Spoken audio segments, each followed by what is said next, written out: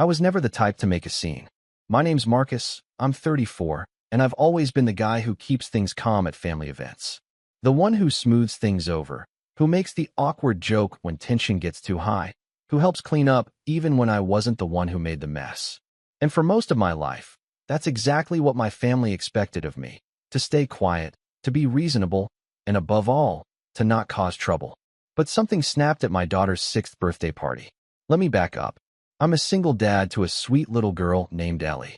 Her mom and I split years ago. No messy custody battle or anything dramatic. We just weren't right for each other. Ellie lives with me full-time, and I don't say this to brag, but I've built my entire world around giving her the childhood I never had. She's got a small bookshelf that takes up a whole wall in her room. She wears dinosaur pajamas and paints her nails in all different colors. She loves animals and space and telling long, winding stories about the fairies she insists live in the backyard. I live for that kid.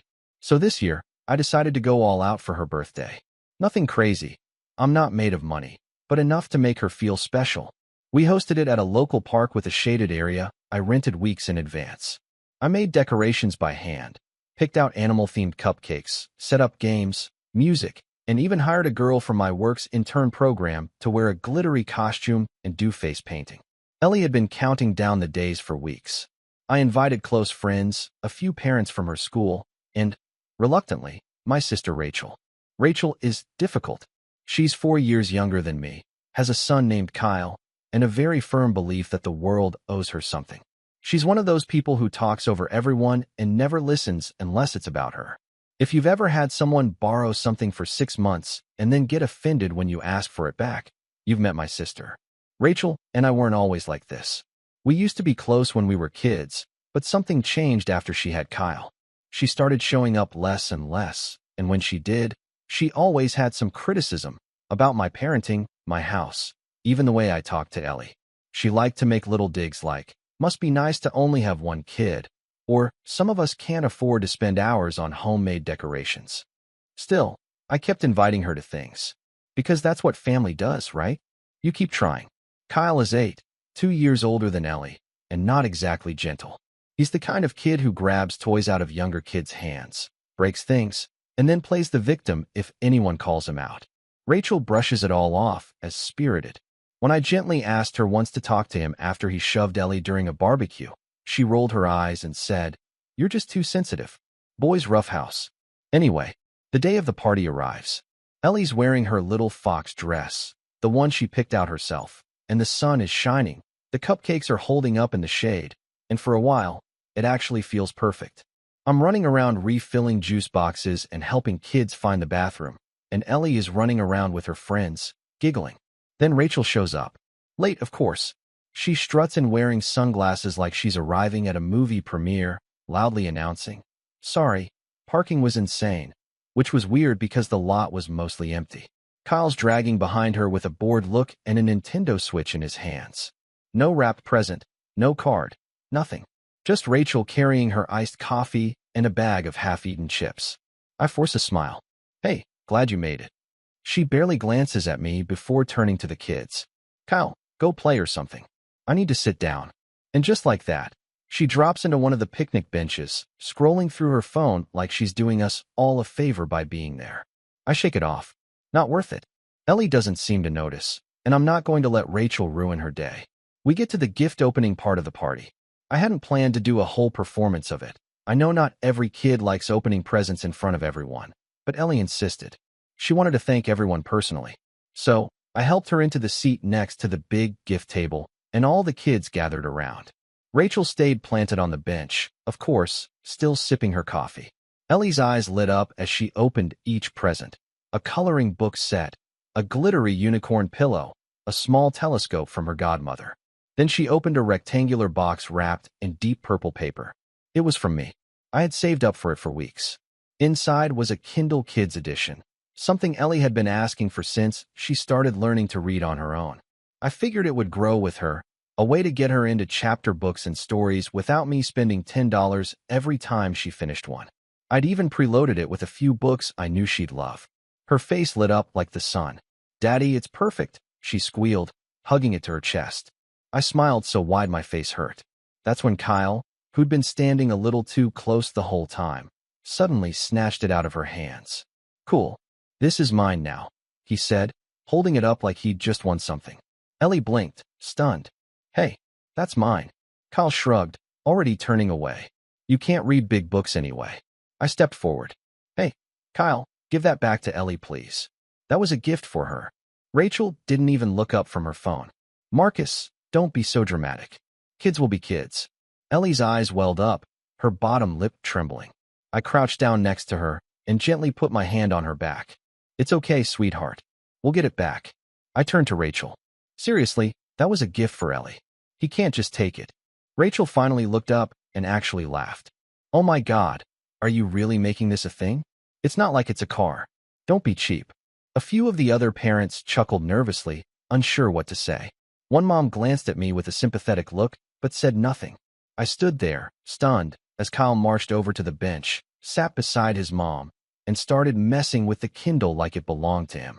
Rachel leaned over, said something to him I couldn't hear, and then turned back to her phone. Ellie buried her face in my shoulder. "I want to go home. I should have caused a scene. I should have taken it back right then and there." But everyone was watching. My daughter's friends, their parents, neighbors. And I could already hear how Rachel would spin it. How I snatched something from a child and overreacted at a kid's party. So I didn't. I swallowed it. I smiled. And I helped clean up. I told Ellie I'd fix it. That it was okay. That her birthday was still special. But that night, when I finally got home and Ellie had gone to bed, still sniffling into her pillow, I stood in my quiet kitchen staring at the empty box the Kindle had come in. My jaw clenched. My fists tightened. And that's when I decided I was done. Done playing nice. Done letting Rachel use me. Done letting her take. Because what Rachel didn't realize, or maybe just didn't care to remember, was that for years, she'd been borrowing something of mine. Something valuable. Something she thought I'd just never come looking for. But she was wrong. And the next day, I started putting my plan in motion. I didn't sleep much that night. I sat on the couch long after Ellie had gone to bed, watching the screen of my phone dim and brighten as messages from coworkers and a few parents from the party trickled in. Some were polite thank yous. Others shared photos they took, but none mentioned what had happened with Rachel or Kyle. Except one. It was from Vanessa, a mom I barely knew. Her son Jack had only recently started playing with Ellie at school. Her message was simple. "Hey, I'm sorry for what happened today. That wasn't right. Ellie is such a sweet girl. Let me know if she'd like to come over sometime. Jack keeps talking about her." I stared at that message for a while, rereading it.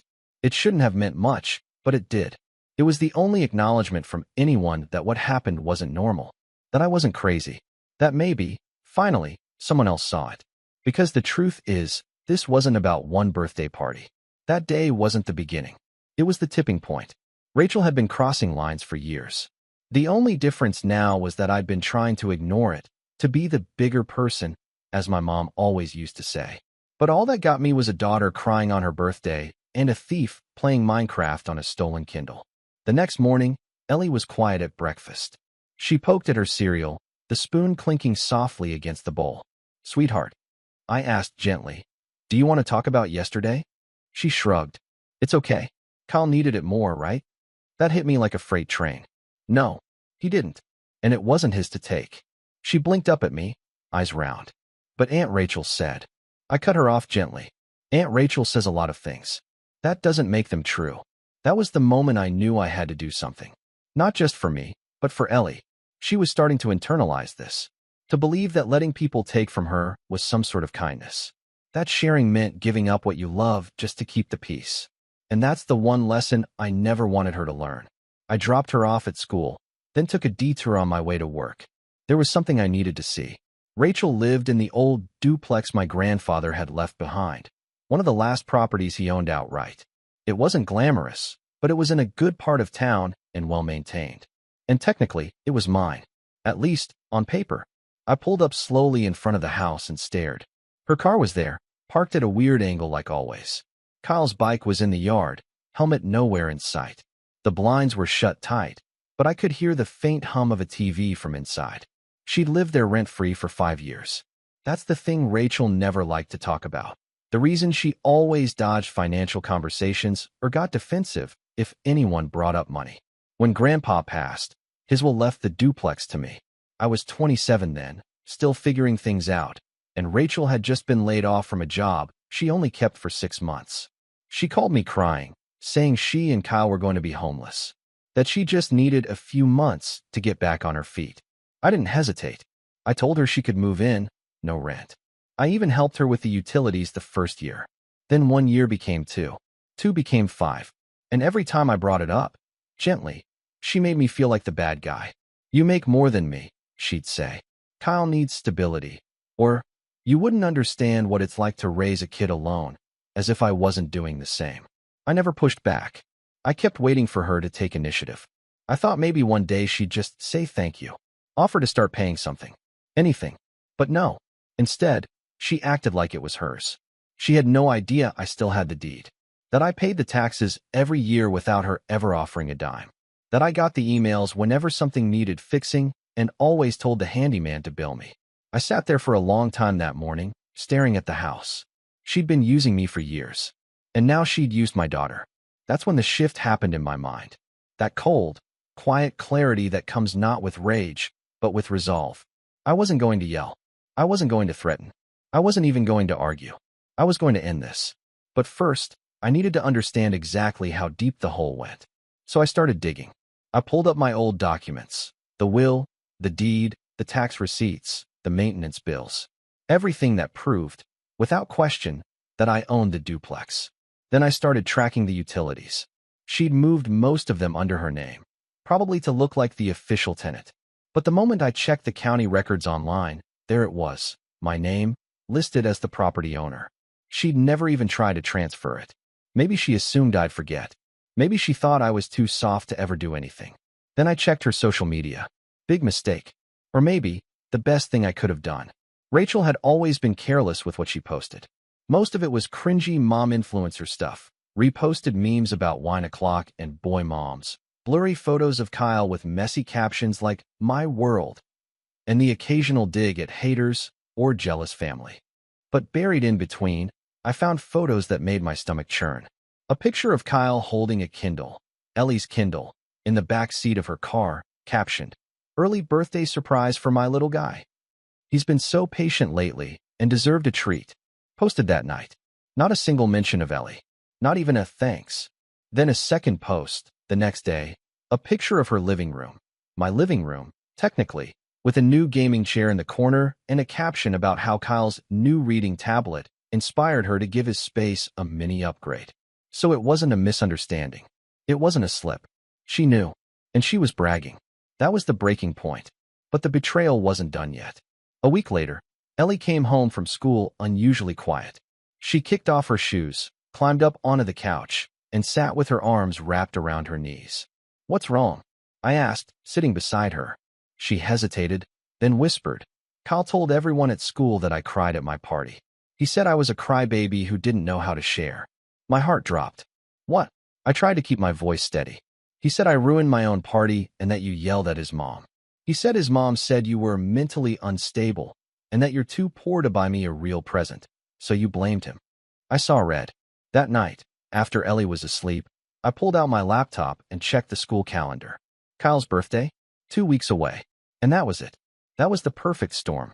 Rachel had just thrown gasoline on everything and handed me the match. And I was going to light it, not with fire, but with precision. But I couldn't do it alone. So I made a call. To someone Rachel didn't even know I was still in contact with. Our cousin James. James and I hadn't talked much since our early 20s. He used to live a few towns over, but we'd grown apart after he took a job out of state. Still, we'd reconnected a little after Grandpa's death, and he was the one person who knew the full situation with Rachel and the house, because he'd been there when Grandpa drafted the will. When I told him what happened, he didn't even hesitate. "I'm in," he said. "Whatever you need." And suddenly, I wasn't alone. I had an ally. Rachel had taken too much, for too long, and she had no idea what was coming. I wish I could tell you that after that call with James, things moved quickly, like some movie scene where the hero pulls the lever and justice crashes down in one dramatic swoop. But real life doesn't work like that. Revenge, at least the kind that sticks, takes time, planning, restraint. And honestly, I wasn't in the best place to move fast anyway, because before things got better, they got worse. Much worse. The fallout from Ellie's party didn't stop with a stolen Kindle or a few mean schoolyard rumors. Rachel wasn't just content letting Kyle mock Ellie. She started sowing seeds of poison among the rest of the family, too. Quietly. Strategically. It started with a call from my mom. "I heard things got tense at the party," she said, in that voice she always used when she didn't want to accuse, but also didn't really want to listen. I sighed. Tense is putting it lightly. Kyle stole Ellie's birthday gift. Rachel let him keep it. There was a pause. Rachel said it wasn't a big deal. Of course she did. She said you overreacted. That you embarrassed her in front of other parents. I clenched my jaw. Did she also say it was Ellie's gift? That Kyle snatched it out of her hands and then bragged about it the next day at school. She said Kyle's been struggling lately. That maybe it was a misunderstanding. I bit back the sarcastic comment that leapt into my throat. A misunderstanding? What part? The theft or the mockery? But I didn't say it. Instead, I just said, "Mom, I'm done making excuses for her." That's when Mom sighed. "Marcus, she's your sister." I let the silence hang before answering. "And Ellie is your granddaughter." She didn't have a response to that. That call set the tone for the next 2 weeks. I didn't hear from Rachel, not directly, at least, but the indirect messages came loud and clear. Through my aunt's passive-aggressive Facebook posts about people who forget family comes first. Through a string of texts from my cousin Leah asking if I was okay, and if I really blew up at a children's party. Rachel had gone full smear campaign. And because I refused to engage, her version of the story was the only one most people heard. I'd be lying if I said it didn't hurt. Even knowing the truth, even having the moral high ground, it still felt like I was the one being pushed into a corner. Isolated.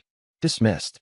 There was one night, about a week later, when I came home from work and just sat in my car with the engine off, hands gripping the steering wheel, staring at the dashboard like it had answers. Ellie was at a sleepover, and the house would be quiet, too quiet. The kind that presses against your chest until it feels like you can't breathe. That was my low point.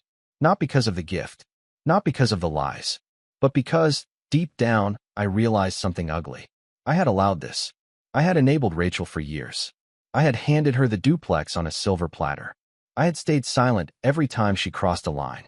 And worst of all, I had let Ellie think that kindness meant accepting mistreatment. That realization hurt more than anything Rachel had ever said or done. But it also changed me. Because once I saw it, really saw it, I couldn't unsee it. And I wasn't going to let it continue.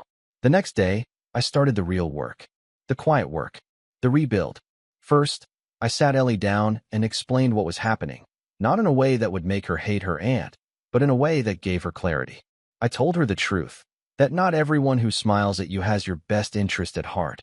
And that sometimes people use the word family like a shield to avoid consequences. "But I thought being family means you always forgive," she said softly. I looked at her for a long time before answering. "It means you try," I said. "But forgiveness doesn't mean forgetting. And it doesn't mean letting someone hurt you again and again." She nodded, chewing her lip. "So what happens now?" "Now," I thought. "Now we rise." I started by getting Ellie a new Kindle. It wasn't about the device. It was about showing her that doing the right thing didn't mean losing out. That grown-ups fix what's broken. That when someone takes from you, it doesn't mean you lose. I bought it in cash, wrapped it myself. And this time, I gave it to her on a random Tuesday night after dinner. Just the two of us. No audience. No pressure. She cried when she opened it. Hugged me so tightly I thought my ribs would crack. Then I made another quiet move. I drafted a formal rental agreement for the duplex. James, who used to work in real estate contracts, helped me review it. It wasn't cruel, just standard. Reasonable rent for the area. A 60-day notice clause. Maintenance responsibilities outlined. I even included a grace period, 1 month free, to adjust. I didn't deliver it right away. Not yet. Instead, I went back to my inbox. Vanessa, the mom who had messaged me after the party, had followed up, asking if Ellie could join her son Jack for a library outing. I hesitated, then said yes. And that outing turned into a friendship. Not just for the kids, for me too. Vanessa was kind, level-headed, and fiercely protective of her son. When I told her about the fallout with Rachel, she didn't say, "Oh, I'm sure she meant well." She said, "I'm sorry. That's not okay." That validation meant more than she probably realized. We started talking more, sometimes just texting about school events, Other times about parenting challenges, late-night chats about burnout and boundaries. There was no romantic pressure, just support. The kind I hadn't felt from anyone in my family in a long, long time. Meanwhile, James and I kept preparing. He helped me dig deeper, checking public databases, verifying the tax history on the duplex, pulling Rachel's utility payments, and making sure there were no loopholes she could hide behind. We double-checked the property lines, the legal language in Grandpa's will, everything. And during all of this, I kept being a dad. I volunteered to chaperone Ellie's zoo trip. I started meal prepping again. I made her laugh with bad dinosaur impressions at bedtime. I let her paint my nails on a rainy Sunday afternoon because, as she said, foxes need purple claws. I wasn't just recovering. I was living. And for the first time in a long time, I didn't feel like the smaller sibling in my own story. I felt like the man Grandpa trusted when he handed me that deed. Like someone Ellie could look up to, not just because I loved her, but because I protected her. And then came the twist I wasn't expecting. Rachel called me. It was the first time we'd spoken since the party. "Hey," she said, like nothing had happened. "Listen, I need a favor." I almost laughed. "What kind of favor?" There was a pause. "I'm planning Kyle's birthday party next weekend, and the bounce house place we wanted is fully booked. But I remember you had some guy who did events for Ellie's thing, the one with the face painting." My jaw dropped. She was calling to ask for my help throwing her kid's party, the same kid who bullied my daughter and stole her gift. Unreal. "Rachel," I said slowly, "you do realize you still haven't returned Ellie's Kindle." There was a scoff. "Oh my God, Marcus. Still with that? He loves it, okay? Just let it go." I didn't raise my voice. I didn't curse. I just said, "No, I won't be helping you. And we'll talk again soon, officially." Then I hung up and printed the rental agreement. The envelope sat on my kitchen table for 3 days. Not because I was having second thoughts. I wasn't. I had never been more certain about anything in my life. But after years of swallowing my pride and biting my tongue, taking action felt surreal.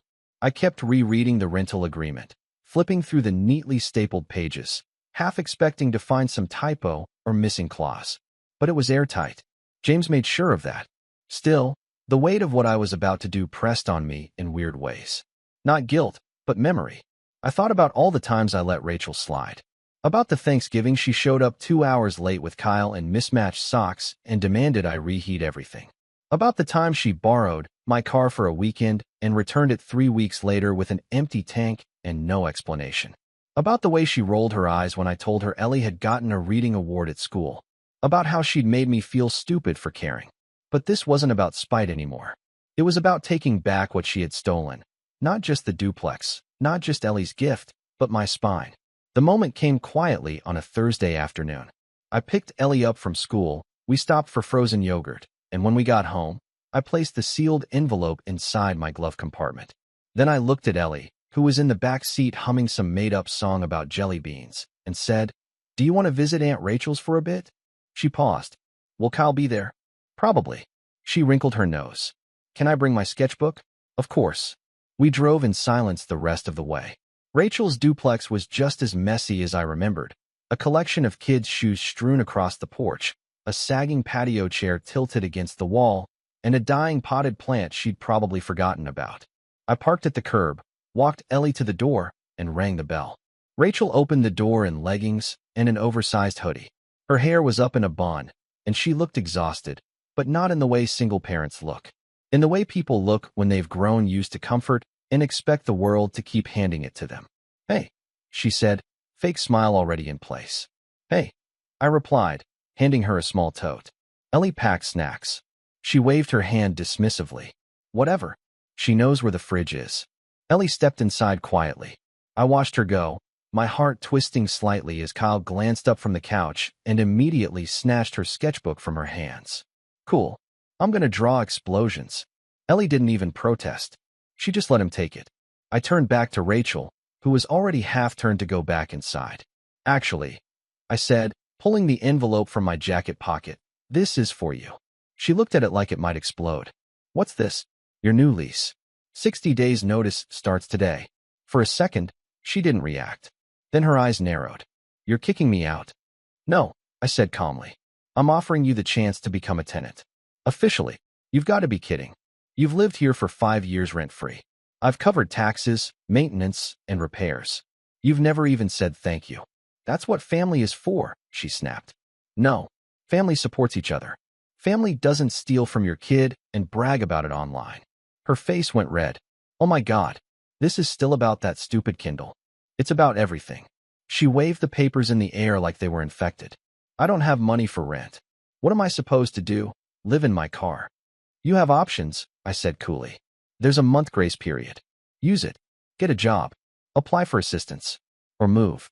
You're an adult, Rachel. You don't get to play helpless forever. She laughed bitterly.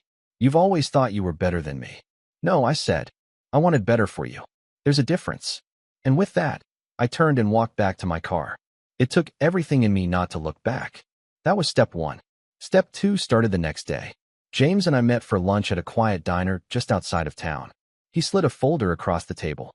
Utilities, phone records, and one interesting surprise, he said with a smirk. I opened the folder and flipped through it.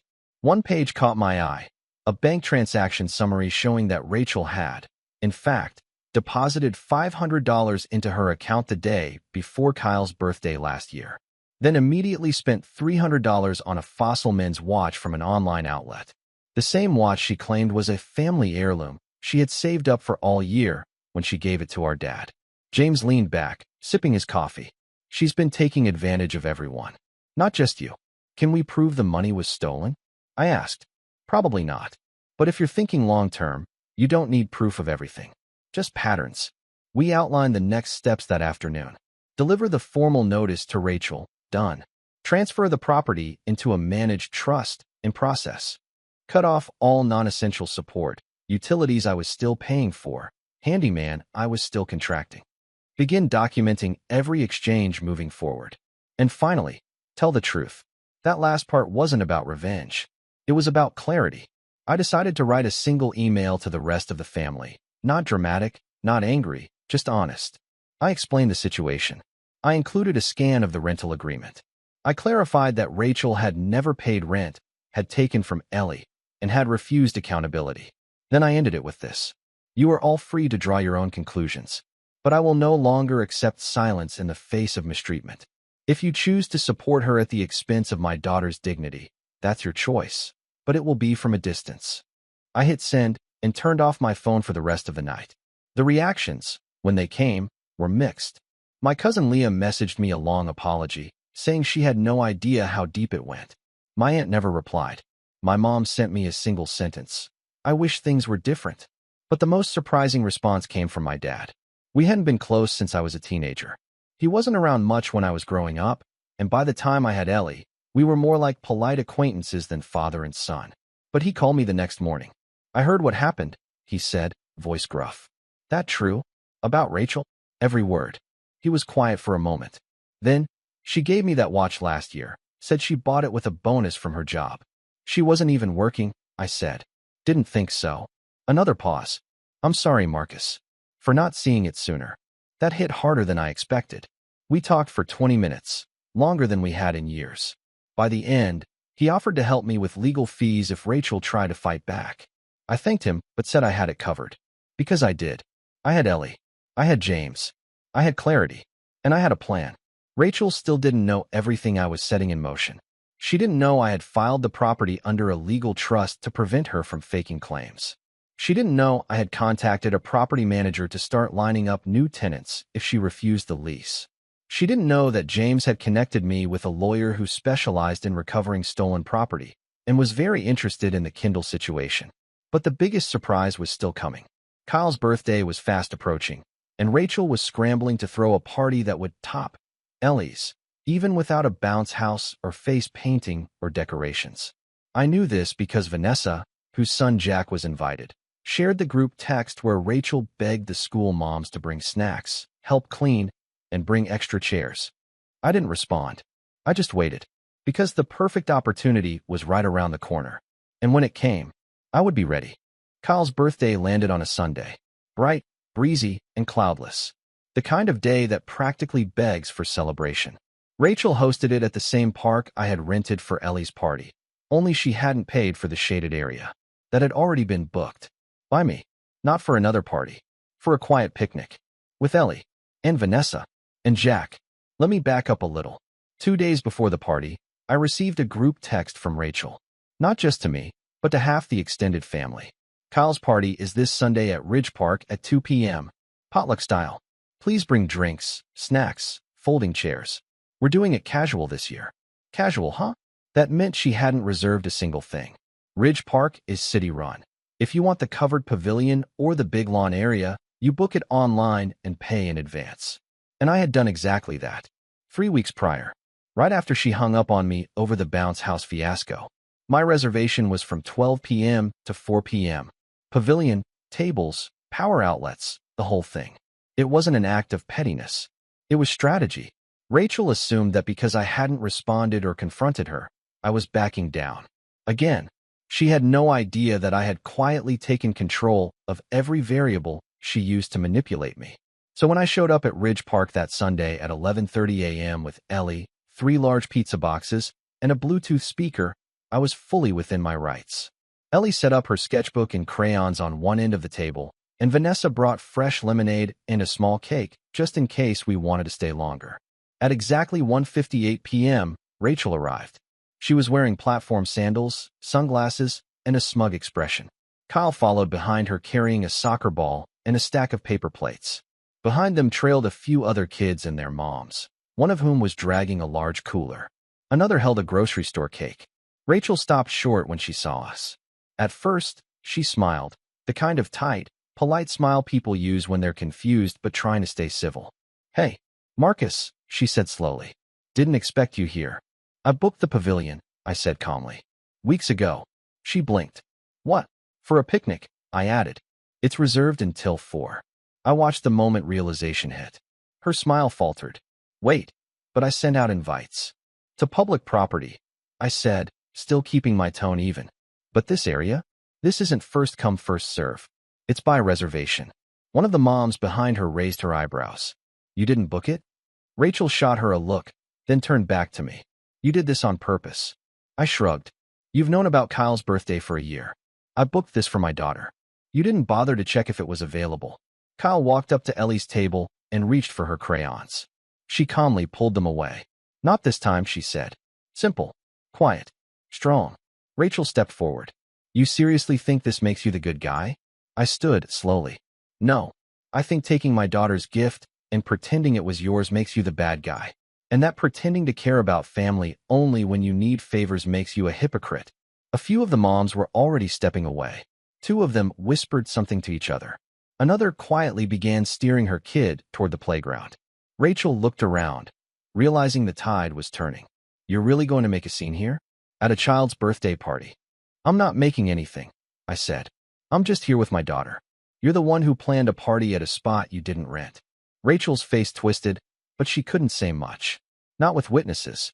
Not with the rules clearly posted on the bulletin board behind us. She stood there for a second longer, then spun on her heel and stormed off toward the open grass near the sidewalk. The rest of her group followed, awkward and silent. They ended up trying to hold the party on the lawn, juggling paper plates on their laps, cake melting in the sun, kids asking where the bathrooms were.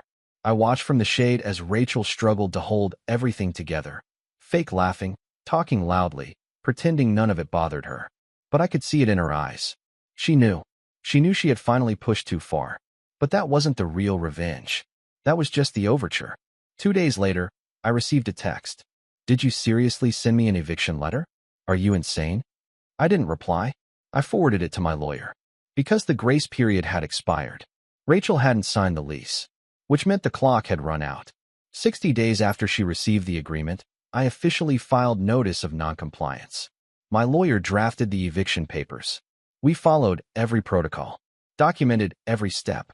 My lawyer even recommended an independent property inspector visit the duplex to assess damages. Turns out, Rachel had broken 2 cabinets, let the sink leak for months, and had spray paint marks in Kyle's room. All noted, all photographed. She called me 6 times in one afternoon. I didn't answer. She left a voicemail sobbing, saying Kyle would be traumatized. I saved it, just in case. I didn't want her homeless. I wasn't out for blood. So I offered her one final deal, not out of mercy, but to control the narrative. If she left by the end of the week, I'd waive the damage fees. That gave her 5 more days. She tried to bargain. I didn't respond. She left on the 5th day. I drove by the next morning and saw a for rent sign from the property management company posted out front. Rachel's car was gone. A week later, I got a final message from her. You ruined our family. I stared at it for a long time, and then I deleted it. Because no, I didn't ruin anything. I rebuilt my family from the ground up.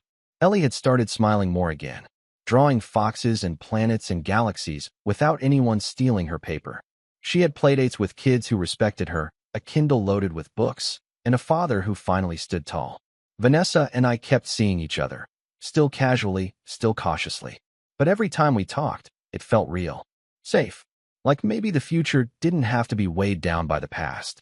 And one night, as I tucked Ellie into bed, she looked up at me and said, Daddy? Yeah, baby. You know how Kyle took my gift and said it was his? Yeah. She smiled sleepily. It's okay now, because I still got something better. What's that? You. I swallowed the lump in my throat and kissed her forehead. And that was the moment I realized. Revenge isn't always fire and fury. Sometimes it's peace. Earned, protected, owned, and finally mine.